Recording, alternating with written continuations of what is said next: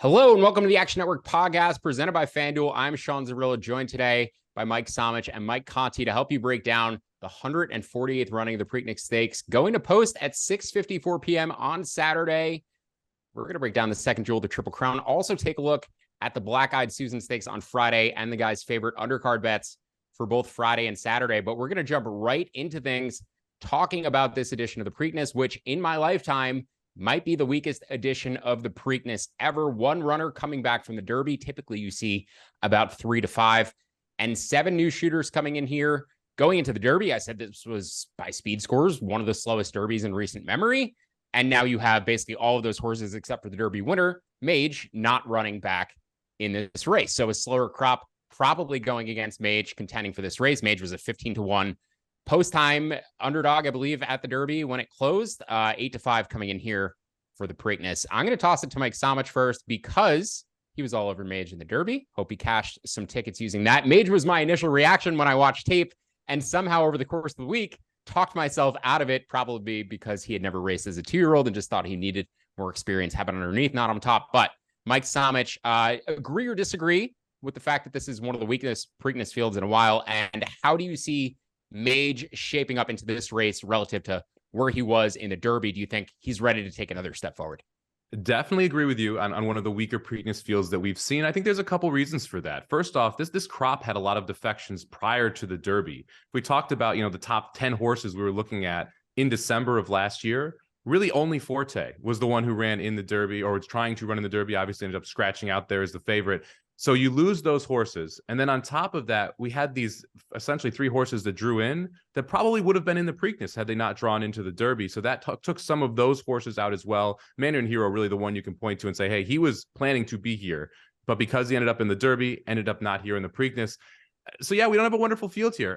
But at the same time, it's a very interesting betting race. You brought up Mage specifically, only started 4 times in his career. This is going to be the 5th start, coming off of by far his best race of his career. That Kentucky Derby was absolutely phenomenal. And if you have not watched it and focused on Mage, it is 100% worth doing so. He did everything on his own around the far turn. He only got hit once down the stretch by Castellano. The big question for me, and it's something that I've been grappling with for the last week, can we expect that type of performance again in just 2 weeks? And it's really, does Mage bounce, meaning regress off of that Derby? Or will Mage run right back to that race? Because to be honest, if he runs back to that Derby, they're all running for second. So it's really a question of how do you handle that 2-week turnaround, and do you think Mage is able to quickly bounce back from that race? In my mind, I don't think that Derby took that much out of him, which is wild to say because it was that good of a race. But we'll see what happens here first within the Preakness. If he can get through here, should be interesting. Should be a lot of fun to have a Triple Crown on the line at Belmont. So Mage came out from slightly off the pace in that race. And Mike Conti, I want to start talking about how we envision the pace for the Preakness. Field of 8 instead of field of 20. I think we typically get an honest pace in the Derby, regardless of whether there are early speed horses in there, just because somebody inevitably is going to send to the front. Looking at the Timeform US pace projector for this race, they have the number 4 Coffee with Chris out on the lead, along with the number 1 National Treasure and the number 8 First Mission. I would expect National Treasure with John Velasquez on board to be out on the lead because that's where he likes to be. Mage, the number 3 and the number 6 Perform in that second flight, the number 2 and the number 7 in the third flight, and then the number 5 Red Route 1 coming from all the way in the back. I don't necessarily think there's a lot of speed in this race. Frankly, if looking at PPs, I think Mage might have the best early speed in this race going back a few races. So Conti, how do you see the pace playing out? I want to get Mike Somich's thoughts as well on the pace, but I actually expect a slower pace. I'm going to be looking for horses who are near the front. I agree, right? It's also interesting and kind of ironic because we sat here 2 weeks ago and said, no one knows, right? The biggest question is going to be the pace in the Derby. And what did we get? We got the fastest half-mile Derby time in the history. And so you ask yourself then, okay, well, like clearly somebody wanted to go. I agree, right, that I do think that the 4 Coffee with Chris is probably going to be the horse that goes on paper, time form, pace figures, the whole 9 yards. Looks like that horse will go. And frankly, I think it's the only chance that he has to win is to go and try to somehow gate to wire this field. That being said, right, there's been a ton of hype around First Mission, the 8 post in a field of 8, right, being on the outside. That's fine. If anything, it's actually will help him to sit the trip that he wants. You mentioned National Treasure. He will also be much more forwardly placed as he's been in most of his starts. The question for National Treasure is, what type of trip does he get? Because if you go back and look at and watch the replay of that Santa Anita Derby, I've watched it multiple times. There's two things that you need to watch with National Treasure from that Santa Anita Derby. It's the far turn. The horse has to almost come to a complete stop because he's boxed in. He can't go anywhere. And for everybody listening, what you need to understand about horses, you're talking about half-ton plus animals. Like, to go from 30 plus miles an hour and put on the brakes to call it 10, 15, 20 miles an hour, and then to re-engage and try to pick that speed back up, it's not an easy thing to do. So if you watch the far turn in National Treasure, he's got to stop. And you watch the last 16th of a mile of that Santa Anita Derby, and you see that he really finds his footing again. And you're like, okay, this horse has talent. It's also, we also should note, right, this horse is a National Treasure, is a Bob Baffert horse. Baffert obviously was serving the ban for the Derby and Churchill Downs. We now have a Baffert horse coming back in the Preakness. You know, is this just one of those situations where the Baffert horse is the one that's most prime, most ready, most talented? At 4-1, I'm willing to take that shot. Samich, how do you see the place playing out relative to Conti? Is National Treasure a horse you might be interested in just because you could see him being at the front of a slow pace? National Treasure is the $1 million question in this race to me, because if you go back and you look at his past performances, he probably is the fastest horse in this field. However, he has not gotten the lead since his debut race. That's not really his fault, though. He faced Cave Rock twice at 2. Cave Rock was probably the fastest horse in this crop early, so he was never getting the lead over him, especially since he was a stablemate. Came back and ran against 4 other Bafferts in the Sham. You weren't going to see him get the lead there either. And then that Santa Anita Derby that Conti referenced, they went fast. I mean, they went 22 and change, 46 and change. National Treasure was sitting right off of that. He was 3 wide versus Practical Move being on the rail. And now with this rail draw, I don't see how you don't try and send National Treasure. He is faster than Coffee with Chris if he wants to be. Velasquez on Bafferts consistently has gone to the front in these Triple Crown races. I think it's National Treasure's pace to control. He has not done that since his maiden breaking score, though, which makes it a little more difficult to try and actually project that. But if he does control the pace, National Treasure is wildly dangerous in this race. He would save ground. He'd be able to go his own speed. He has no distance issues. As Conti referenced there in the Santa Anita Derby, he got cut off and then he kept going. That's a big sign that a horse doesn't mind that added distance. So I think National Treasure is a huge threat here, specifically because he drew the rail. I think that was the best possible place for him to draw because it limits the options that John Velasquez has aboard. He has to go. He has to send this horse. He doesn't want Coffee with Chris to cross over. As long as he wins the race into the first turn, which he should be able to, he controls the pace and becomes a huge problem for the rest of this field. Starting to get an idea for where you guys might be leaning for your top win contenders in the race, but let's back up for a second. It is a field of 8, so you don't need to cut too many horses from your tickets, but if you were looking to include the number 3 Mage, at his odds, you probably need to get rid of a few of them if you're talking about exotics. I mentioned the pace of the race. The number 2, Chase the Chaos, 50-1, probably coming from that third flight of horses. Curious if you guys think he's a toss. And then also the number 5, Red Route 1, coming all the way from the back in what I expect to be a slower pace if you think he has a chance to hit the money. So just give me a couple of numbers each, horses that you're probably not going to include on tickets. And I want to see blindly if there's a consensus between you two in terms of horses we can toss. Conti, lead it off. Yeah, so you mentioned a couple of them, right? Number 2, Chase the Chaos, toss. I mean, the horse has only run on a dirt track once, and it wasn't even a fast dirt track, has spent the majority of his career on poly. The numbers don't add up. You know, the last 2, he's not even been remotely close, frankly, and he was the favorite at post time in his last race and ran a clunker. The 4, Coffee with Chris, great story, local horse, just not up to the same caliber as these, frankly. You mentioned number 5, Red Route 1, another one. You know, could he pick up pieces late? Sure. You want to use him in a superfecta in 4th? I'd be okay with that. As a win contender, absolutely not. Those are the 3 that I would lean towards tossing at this point. Yeah, so leaving the number 6 Performing there at 15-1. That was a horse coming from that second flight that I think might be able to get it into it based on the pace alone. Samich, give me your tosses. Yeah, I'm going to toss the 2 and the 4 as well. Conti explained that very well. 2 long shots who I think are just in over their head here in this spot.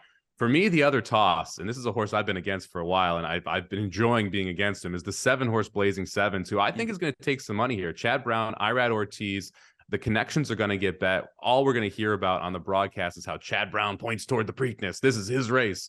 Like, Blazing Sevens doesn't want 2 turns. He doesn't want this distance. If you go back and you look at his one major win, it was a 1-turn mile in the slop. It was a grade 1 at Aqueduct, although it was pretending to be Belmont that day. And the pace absolutely collapsed. And that's why Blazing Sevens was able to pick up the pieces there going that mile. This is just a great horse to leave off those trifectas, leave off those superfectas, because he is going to get bet in this spot. I think he has 0 chance of winning. I think he has a very low probability of even hitting the board. Chad Brown winning the Preakness last year with early voting. I was on that horse. That was a nice cash for me. He's also won it in the past with cloud computing. But I agree, Blazing Sevens, I think, an interesting horse to go against, considering the price point. Let's talk about your A's, your horses who you're definitely using on top in multi-race tickets, on top of your exotics, horses that you think are the true win contenders. We've alluded to it. The number 1 National Treasure, the number 3 Mage, and maybe the number 8 First Mission. I was leading to the 8 based on my early handicapping of this race. Guys, how deep are you going in terms of your A horses here, and who's your top win contender? Well, I'll kick it off here, man. I think that Mage is going to be awfully tough here. The more you watch back the Derby, the more you watch back the Florida Derby, either of those races probably beat this field. And we don't need to progress here to be able to win. We just need to run back to what we've been able to do. If you go back and look at that Kentucky Derby specifically, one of the keys that I talked about going to that race was, can Mage break well? Mage broke fine. They just went really fast up front. Mage actually ran a 48-second half mile in that race, but was in 16th place because of how fast they went early. I don't think they go that fast early, which puts Mage in a perfect spot. And if Mage is sitting there 2 lengths off the lead, 3 lengths off the lead, this thing's over. I think Mage is able to absolutely romp at that point. It's a lot easier to bet Mage at 8-5 if you had him at 15-1 than it is if you missed him at 15-1. You have to come back at 8-5. So for me, makes my life a little bit easier in that front. The only other horse I'm going to be using in multi-tickets is National Treasure. I think that's the one horse that has the shot of going gate to wire here. And the price, I think, is going to be right. I think Blazing Sevens takes some money. You mentioned First Mission on the outside. That's going to be the buzz horse. That's going to be the one everyone tries to take a shot against Mage with. And for me, that means I'm going to try and take a shot against that horse, because I would much rather have a little bit bigger of a price with a horse I think can control the pace in National Treasure than a horse like First Mission, who, yeah, looked great last time. Totally get that. Was able to run down on Arabian Lion late. But how good do we really think that race was? I'm not sure that I'm convinced that that's the type of race that wins this race today. And National Treasure, I think, is more dangerous on the front end than Arabian Lion was that day. And I think Mage is better than anyone coming from the back of the pack. So for me, I'm just going to go with the 1 and the 3 to try and get through here and try and avoid the second favorite, who I think is going to get bet down off that 5-2 number. Based on the discussion I've heard this week, I would agree with you that I think First Mission is going to get a lot of buzz. And I think the odds for National Treasure may actually float up. Maybe get 5-1, 6-1 by post time. That would be lovely, considering your guys' consensus opinion on this horse. Conti, I would imagine you're also going to be including the 1 National Treasure. Are you using Mage, or using First Mission, or using anybody else? Yeah, so National Treasure, definitely my top pick. Unfortunately, while I listened to Mike and included Mage so that I had a nice score on Derby Day, because it wasn't my top pick, it's a little bit harder to swallow at 8-5. But for the reasons I mentioned earlier, right, I really do like National Treasure. The other thing that we didn't mention, National Treasure puts the blinkers back on. He's had the blinkers on in 2 races, the maiden special weight win, which he went gate to wire, and then in the Breeders' Cup Juvenile, because they wanted him to be more forwardly placed. Mike mentioned it already, right? Going up against Cave Rock in that spot, tough to be able to get the lead. They're clearly all systems go, right? There's one way that they want to win this race, and that's to go out, to the lead or be pretty darn close to it. And I do think that, as you both have mentioned, First Mission's the buzz horse. He's the wise guy horse in this Preakness. Let that horse take the money. Let the Chad Brown runner and Blazing Sevens take the money. Who knows? There are going to be people that are going to bet coffee with Chris just because he's the local horse and they want the feel-good story, right? Let some of the money pour in other places. And Sean, as you said, let National Treasure float up at 5-6 to 1. That becomes extremely appealing. It's enticing as it is at 4 to 1, becomes extremely appealing at 5-6 to 1, but I'm not going to let Mage beat me. Unlike other sports where sharp bets, big bets can directly move odds, the public has their say in horse racing. And those $2 bets on Mage, the Kentucky Derby winner, will add up and his odds will shrink or stay roughly where they are. I would imagine he finishes around even money, 8 to 5, probably fair for this race. Okay, so Conti, just to be clear, National Treasure, the one. Are you also using Mage or First Mission at all? As Mage, yes. First Mission, no. Okay. So the 1 and 3 are consensus top selections, but for the price, National Treasure, assumably the better value, especially in a small field. Underneath, horses we're going to use in exotics. Any backup options are you taking in multis? Are you using anybody else on a backup ticket? But underneath, in terms of exotics, trifectas, exactas, superfectas for this race, where are your top long shot selections? We'll same order. So much first. Yeah, for me, I'm just using 1 and 3 in the multi-race bets. I'm not going to go any deeper here. I'm not going to try and take a shot. If I was going to, it would be Red Route 1 or Perform. But like you said, Sean, the pace here just is not set up for either of those horses to be win candidates, right? So I'm going to be looking for prices underneath. The way I usually play these races, look, if I like the favorite, and I think the favorite has an edge in this spot, I'm looking for cold exactas, I'm looking for cold trifectas, and I'm looking for heavy superfectas with those 1 and 2 spots as single horses, right? So I'm going to play a cold 3-1 exacta, Mage over National Treasure. I'm hoping we get 6, 7, 8 to 1 on that, which is a much better price than Mage at even money, right? And that's the way I feel like I can attack the race and be able to create some value while even using the favorite. I'm also going to play some supers, and I'm going to put Mage in that first spot. I'm going to put National Treasure in the second spot. And then I'm going to use 3 horses underneath there. I'll use Perform, I'll use Red Route 1, and I will use the 8-horse First Mission as well in the third and fourth spot. So if you play that for $5, you're just looking at a 3 times 2 ticket essentially. So you're looking at about $30 ticket for $5.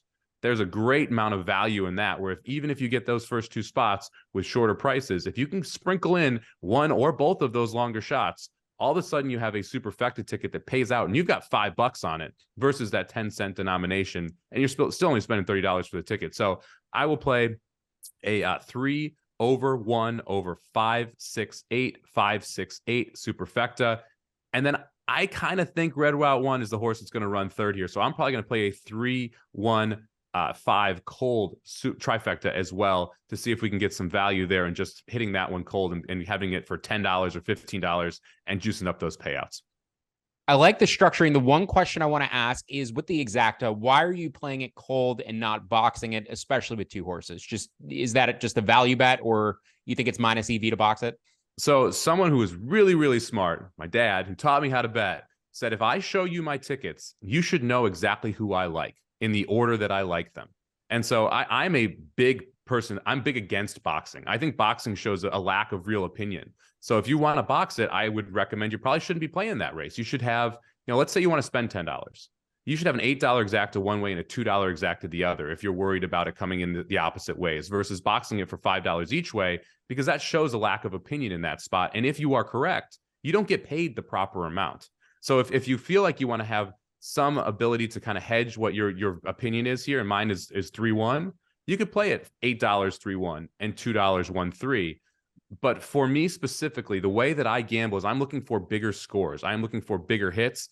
Generally, that means I'm betting exactas and trifectas cold, or maybe playing a try with 1 horse over 2 horses. But rarely am I actually hitting the box button, because I feel like that doesn't necessarily get you paid at the level you should when your opinion is correct. And I think this is a great conversation. Just your thoughts on keys as well. If you're playing a trifecta key, or maybe even an exacta key with, 1 on top and then 3 underneath it, you kind of feel a similar way that those are not expressing enough of an opinion to play that race. Those would be backup bets for me, or okay. Smaller bets, right? So I would have, let's say if I play a $2 key and I'm playing that both ways, I'm going to have a $10 with that horse on top, right? Where I'm saying, hey, this is my top horse. This is how I want to play it. I become more interested in trifecta keys if I like multiple 10 to 20 to 1 shots that I have included in there, because if your price is bigger on those horses that you're trying to run in the trifecta or the superfecta, the bet's going to pay a lot more. So it's, if you are able to run your 1 horse in there, there's a huge amount of value. So if I really like a 10-1 and I have two 15-1s and a 5-1 as the horses I want to key in the try with it, that's a situation where I play it. If I like May Shear at 8-5, a trifecta key just does not have the value. I'm going to spend too much money to be able to hit something that's a big time payout. Yeah, no, it makes complete sense. And the reason why I love betting on horse racing, I think it's really good lessons for bankroll management, certainly, but also in terms of how you've set it, a way to express your opinion when you're making bets. It actually teaches you a lot of structure that you can apply to other sports. I found that it's helped me, through the 15 plus years that I've been betting on sports and horse racing. Mike Conti, let's talk about your horses that you're interested in using underneath and how you're playing the 148th running of the Preakness. I know you mentioned that you like the 1 and 3 on top, as our fellow Mike Samich does from Racing Dudes, but how are you playing the race? Yeah, so playing it similarly, yet a little bit different, right? With National Treasure being my top selection, I will single National Treasure on top in the verticals, so in the exotics and the multi-race bets. Again, I'm not going to let Mage beat me. I will be using the 1 and the 3.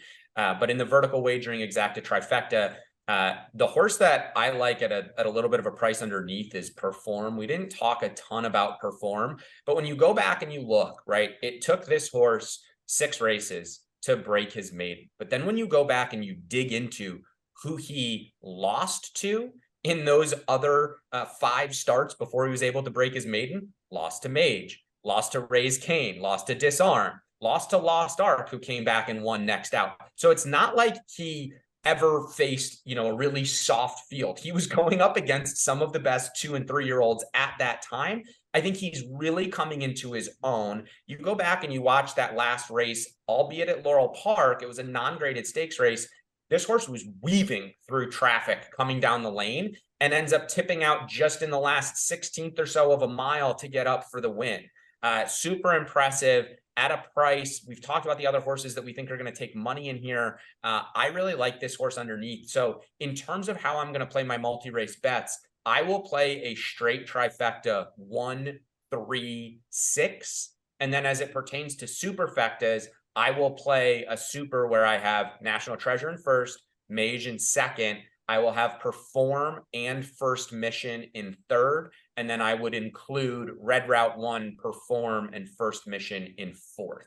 So again, similar to Mike, right? 3x2 for a superfecta bet, for $5. Again, it's a $30 bet. It's not a massive investment, but it can pay pretty well, especially with the fact that you're trying to beat Mage. You're skinny enough, right, that you're actually extracting value, and there are some prices underneath that can come in and hit the board.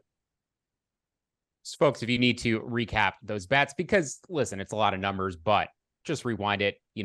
The guys put those together pretty concisely, but just the general opinion here, right?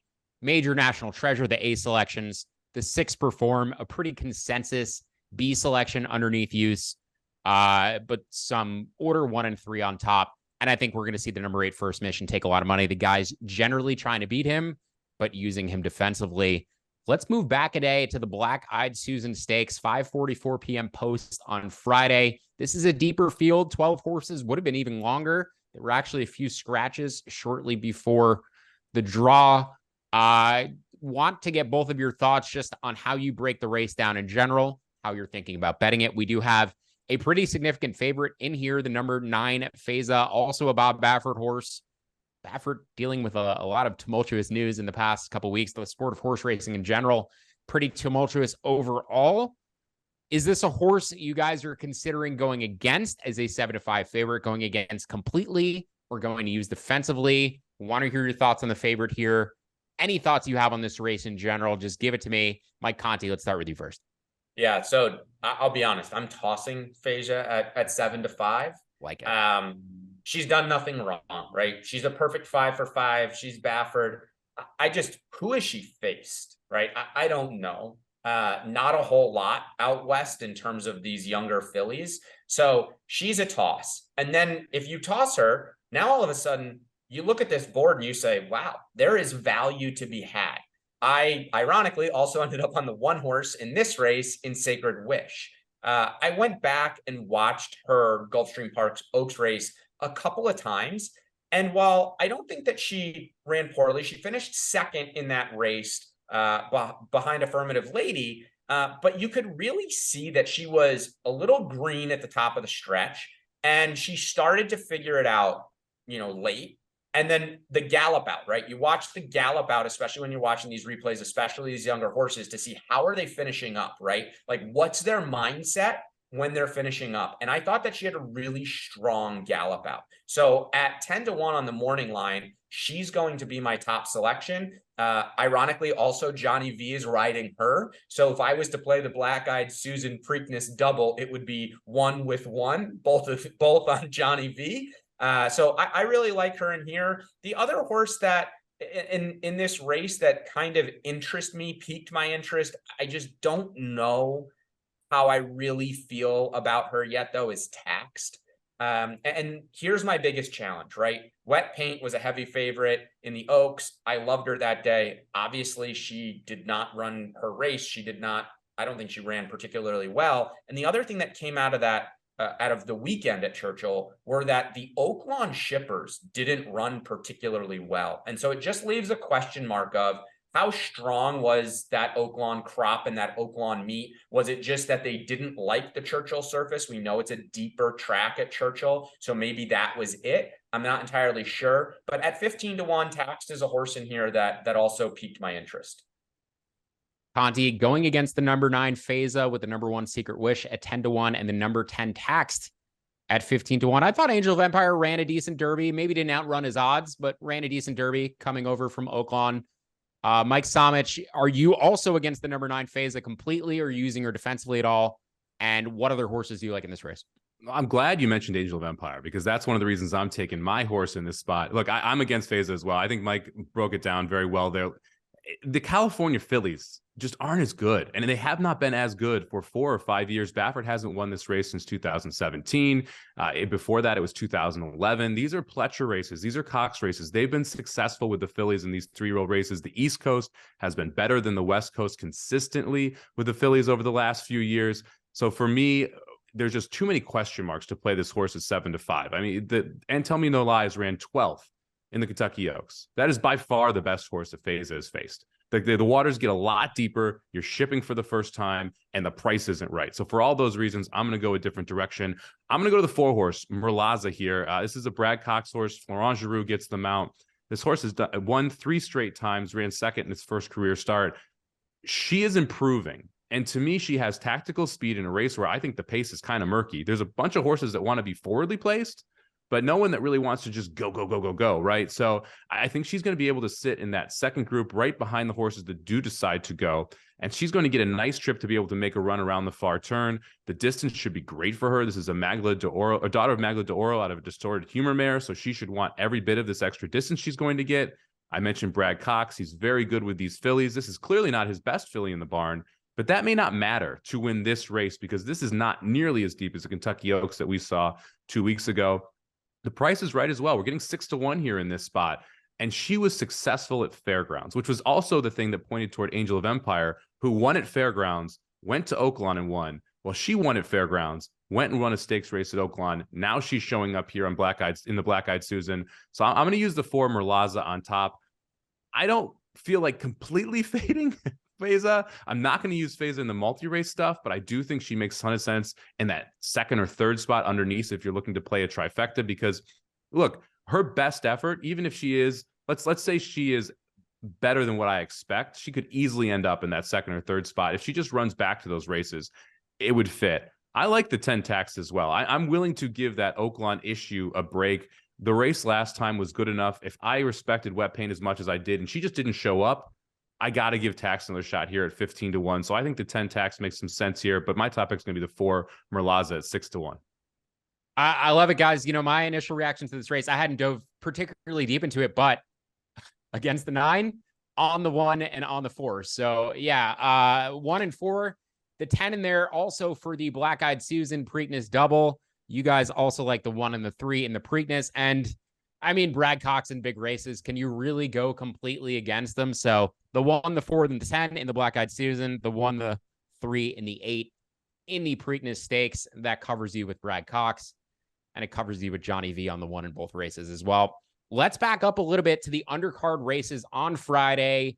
Any particular bets that stand out for you guys, not only in terms of being a win bet, maybe an exotic that you have somewhere on the card, or just a horse that you want to single in multi-race sequences? Samich, going to go right back to you. Yeah, I'm looking at the first race of the day here, 11:30 post time on the East Coast. So get your bets in early. I'm going to go to the 5-horse Evan Harlan. Grand Motion Trains, Joel Rosario is going to ride. This race doesn't have a lot of speed. There's a couple horses that have had the lead inside of Evan Harlan, but in those races, they were going 24, 49 to the half. Evan Harlan is faster than that. And Grand Motion is a very old school style trainer. He does not press horses. He does not overly place horses. Really interesting what he did with Evan Harlan. Evan Harlan wins a maiden special weight at Aqueduct, goes right into the Grade 1 Hollywood Derby. That is a huge step up in class last year. Drops down to a non-winners of one allowance, ends up running third there, then goes right back into a Grade 3 race. Grand Motion thinks a lot of this horse. First time out as a 4-year-old, went 1.5 miles at Keeneland, ended up running 5th in that race. Now we're getting second off a layoff, second out as a 4-year-old with controlling speed at a 7-2 price. I'm going to put a win bet in here on the 5-horse Evan Harlan in the first race on Friday.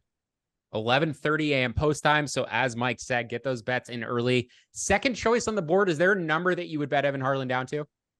I think we're going to get every bit of that 7-2. I think it actually might float up a little bit even. I would be interested in Evan Harlan at 3-1 or better. If we get down to that 5-2, 2-1 range, that's where I would start looking at, hey, can I play a double? Do I want to look at something where I want to single this horse in the pick 5 to separate myself a little bit? I do like the 4-horse in the second race, Ruggs, quite a bit as well. I considered that having to be the best bet on the card, but the 5-2 price kept me off it. So if we see some money start pouring in on the 5 Evan Harlan, I don't hate the 5-4 double here to kick off the card. Love that to start your card and your betting for Preakness Stakes weekend on Friday. Mike Conti, any undercard bets for Friday for you? Yeah, I'm going to race 10, which is the Miss Preakness Stakes for 3-year-old fillies, sprint race, 6 furlongs. There's a big morning line favorite in here, number 6, Maple Leaf Mel at 8-5. She's coming out of all state bred races in New York. And so not just for that reason, but I'm going against her, and I'm going on number 4, Afternoon Tea. She broke her maiden last out at Keeneland, where she was able to draw in after a couple of defections in that race. She was in the 15 post. Here's what I really liked about her. She sat a perfect trip, which you could say, well, isn't that a reason to go against a horse? She was extremely green in the lane, had her head cocked. It looked like she had the runner-up American Retro dead to rights in the lane, and she won, but not super convincingly. That was only Afternoon Tea's second ever career start, and it was her first career start on a fast dirt track. I'm expecting her to continue to move forward, and there are no world beaters in this race, even with the heavy morning line favorite. At 8-1, extreme amounts of value. I will be playing her in multi-race bets as a single, trying to extract the value earlier in this pick 5 sequence that I think is a little bit of a salty pick 5 sequence that ends in the Black-Eyed Susan, frankly. So I will have her as my single in that sequence. I think Mike and I both agree on a horse in the 11th as well, Breathaway, who looked phenomenal last time out in the Sanibel Island at Gulfstream Park. Absolutely exploded. Going to be 2-1 on the morning line. So a little bit of a shorter price, but a horse that you can definitely key around in the late pick 5 on Friday as well. So that is the number 1 Breathaway in race 11. And we have a consensus opinion there. Let's move. And I should mention for race 10, a little partial for me to the number. I believe I lost it. The number 5 Topsy, daughter of B Jersey, who won a bunch of money for me in the Metropolitan Mile. So any kids of B Jersey will be horses that I'm rooting for. Let's move on to Saturday's undercard. Any bets throughout the card, either leading into the Preakness or not? Mike Samich, going right back to you. Any undercard bets you like, singles you like throughout the card? So I'm going to take a little bit of a shot here in the 9th race. We're going 6 furlongs for the fillies here, $100,000 stakes race. Drew 10 horses. 8 of the 10 want the lead. So who am I looking for? The other 2 who don't. Trying to find someone who's going to come from off the pace a little bit. That points to the number 6 Gunning, Ken McPeak. Give Flavian Pratt aboard. This horse has run back-to-back off-track races. Come from off the pace in all 3 of those. But if you look back, I would actually argue the maiden breaking score of a fast track was the best race for this horse. It looks like we're going to have a fast track on Saturday. We've got a plethora of speed that is going to be firing out of the gate in front of Gunning. I think Gunning sits the perfect trip, and we are getting 6-1 because the buyers are just a little bit lower than some of these speed horses. But when we have 4 or 5 line up and Gunning's just sitting there being able to draft right behind those leaders, I think it sets up extremely well, and that 6-1 price should be there. So I'll take Gunning, the number 6 horse in the 9th race, at 6-1. 3:31 p.m. post time for that. Gunning, a son of Gunrunner, my all-time favorite horse. So I literally need to do no other research into that race. I will be betting Gunning. Mike Conti, give me your favorite undercard bets for Saturday. Yeah, so I'm going to race 7 to the number 1 horse again. I promise it's not a number thing for me. It just happened to work out this way this weekend. To number 1, White Beam. Horse is 3-1. Last time out, first start for this filly as in the US, excuse me. And if you just look at the running line in the PPs, you say, okay, she lost by a neck. She was relatively close, only sat 2 lengths back. It was only a 5-horse field though. If you actually then look at the times and you go watch the replay of this, they went extremely slow. I would consider it where she actually closed into a slow pace. She was clearly moving the best. And the horse that won that day that afternoon, Evie Jets, just walked them around the track. I think there's much more pace signed on in here for White Beam. You get IRAD aboard for Chad Brown. We're getting 3-1 on the morning line. Listen, I said as my best Derby card under bet was up to the market 4-1 and back the Brinks truck up. And thankfully, hopefully everybody else cashed as much as some of us did on that. And I would say the same thing here with White Beam. I love this horse. Honestly, probably my best bet of the entire weekend is White Beam. I think that she is primed, ready to go, will sit a great trip, has great late kick, has plenty of pace to run into. Chad, IRAD, and she's never run a bad race in her life. Second off the layoff. There's just so much to like about this filly. And so, listen, it's in a part of the sequence, right, of like, how do you play this? Well, Mike and I both actually really like Gunning in the 9th race. So it's something where I'm going to have bookend singles in a big pick 3, where I single White Beam in race 7, single Gunning in race 9, and probably spread a little bit, use 3 or 4 horses in the 8th race, just quick, Atone, Never Explain, Easter, and Emmanuel in that race. But again, that's a race too where I will probably play a massive pick 3 where I just single in race 8 as well, because I think Atone's going to be tough.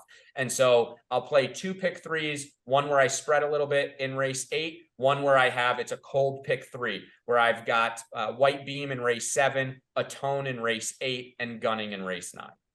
White Beam was one that I targeted as well there, so it was interesting. He sniped that one from me because that White Beam came home in 22-3 in that race that Mike was referencing. That is otherworldly over that Gulfstream Park turf to not be able to win when you come home that fast. You're coming from off the pace. So White Beam, a good single there. Also kicks off a pick 5 in race 7. So if you want to single both of them, you can spread out in those other 3 legs and try and get home a nice pick 5. Congratulations to the number 4 Eminent Victor, the other Chad Brown horse in the race, because when you pick one Chad Brown, the other one always comes home and ends up tearing up your tickets. Guys, thank you so much for this analysis. They gave you plenty of bets throughout the cards on both Friday and Saturday, whether it was exotics for the Derby, or not the Derby, but the Preakness Stakes, exotics for the Black-Eyed Susan on Friday, a Black-Eyed Susan Preakness double, and then some undercard singles on both Friday and Saturday. For Mike Somich, for Mike Conti, I'm Sean Zerillo. We'll see you back in a few weeks for the Belmont Stakes. Best of luck this weekend.